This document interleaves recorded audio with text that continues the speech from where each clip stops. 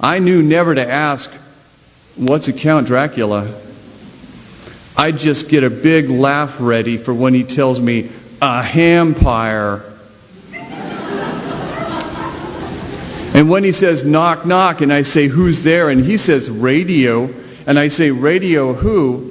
and he's already started to bust a gut when he says, "Radio not, I'm going to come in your mouth."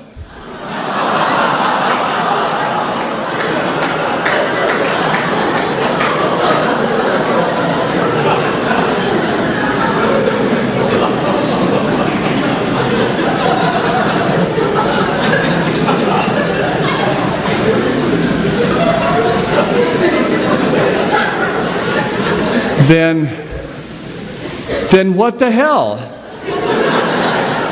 I just keep laughing. My whole growing up, I figure I'm just too ignorant to appreciate a really good joke.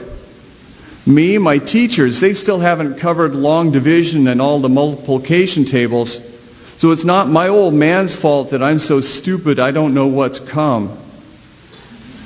My old lady who abandoned us, he says that she hated that joke.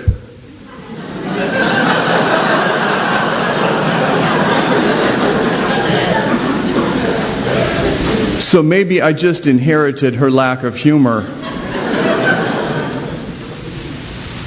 But love. I mean, you have to love your old man.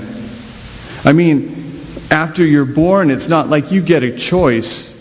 Nobody wants to see their old man breathing out of some tank and going into the hospital to die sky high on morphine. And he's not eating a bite of that red-flavored Jell-O they serve for dinner. Stop me if I already told you this one. But my old man gets that prostate cancer that's not even like cancer because it takes 20, 30 years before we even know he's so sick. And the next thing I know is I'm trying to remember all the stuff that he's ever taught me. Like if you spray some WD-40 on the shovel blade before you dig a hole, the digging will go a lot easier. And he taught me how to tie a shoelace and make a foul shot in basketball. And he taught me jokes.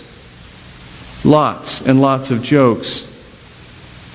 And sure, the man's no Robin Williams, but I watched this movie one time about Robin Williams, who gets dressed up with a red rubber ball on his nose and this big rainbow-colored afro wig and these big clown shoes with a fake carnation stuck in his buttonhole of his shirt that squirts water. And the guy's a hot-shot doctor who makes these little kids with cancer laugh so hard that they stop dying. Understand me. These bald kid skeletons who look lots more worse off than my old man. It's amazing. But these kids get healthy, and that whole movie is based on a true story. What I mean is, we all know that laughter is the best medicine. All that time being stuck in the hospital waiting room, I read every copy of the Reader's Digest. And we've all heard that true story about the guy with a brain cancer the size of a grapefruit inside of his skull, and he's about to croak. All the doctors and the priests and the experts say that he is a goner.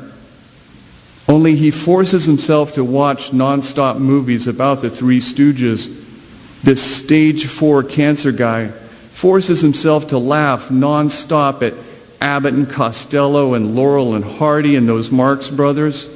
And he gets healed by the endorphins and the oxygenated blood. So I figure, what have I got to lose? All I need to do is remember some of my old man's favorite gags and to get him started back laughing on the road to recovery. I figure, what could it hurt? So this grown-up son walks into his father's hospice room, pulls up a chair beside the bed and sits down. The son looks into his old man's pale, dying face, and he says, so this blonde gal walks into a neighborhood bar where she's never been before, and she's got tits out to here and a tight little hiney. And she asks the bartender for a Michelob. And he serves her a Michelob, except he sneaks a Mickey Finn into her bottle, and this blonde goes unconscious. And every guy in the bar leans her over the edge of the pool table and hikes up her skirt and fucks her. And at closing time, they slap her awake and they tell her that she's got to leave. And every few days, this gal with the tits and the ass walks in and asks for a Michelob and gets a Mickey Finn and gets fucked by the crowd until one day she walks in and asks the bartender, can he maybe give her a Budweiser instead?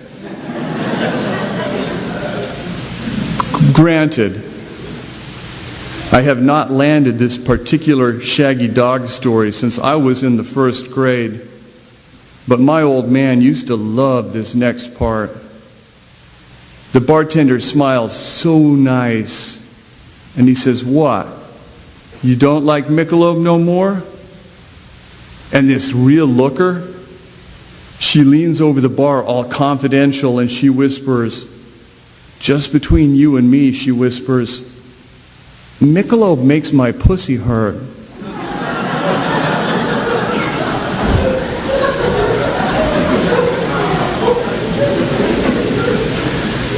The first time I learned that joke, when my old man taught it to me, I didn't know what was pussy. I didn't know Mickey Finn. I didn't know what folks meant when they talked about fucking. But I knew that all this kind of talk made my old man laugh. And when he told me to stand up and tell that joke in the barber shop, it made the barbers and every old man reading detective magazines laugh until half of them blew spit and snot and chewing tobacco out their noses. Now, tonight, the grown-up son tells his old dying father this joke, just the two of them alone in that hospital room late at night. And guess what? His old man doesn't laugh. So the son tries another old favorite. He tells the joke about the traveling salesman who gets a phone call from some farmer's daughter he met on the road a couple months before, and she says, remember me? We had some laughs and I was a good sport. And the salesman, he says, how you doing? And she says, I'm pregnant and I'm going to kill myself. And the salesman, he says, damn, you are a good sport.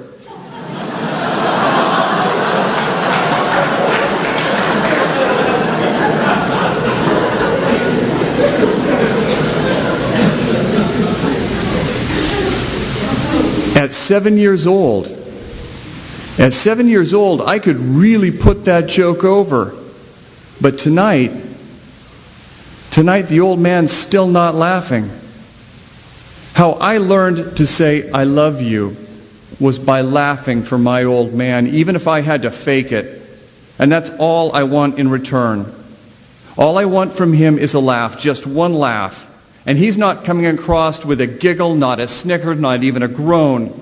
And worse than not laughing, the old man squints his eyes shut tight, and he opens them brimming with tears, and one fat tear floods out the bottom of each eye and washes down each cheek.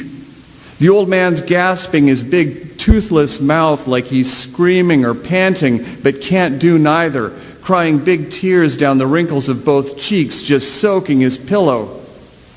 So this kid, who's nobody's little kid, not anymore, but who all he knows to do is tell these stupid jokes, he reaches into his pants pocket and he takes out a fake plastic carnation flower that, just for laughs, sprays water all over the old crybaby's face.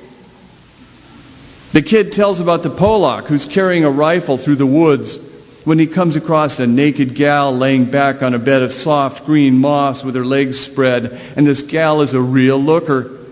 And she looks at the Polak and his gun and she says, "What are you doing?" And the Polak says, "I'm hunting for game." And this real looker, she gives him a big wink and she says, "I'm game." So, pow! The Polak shoots her.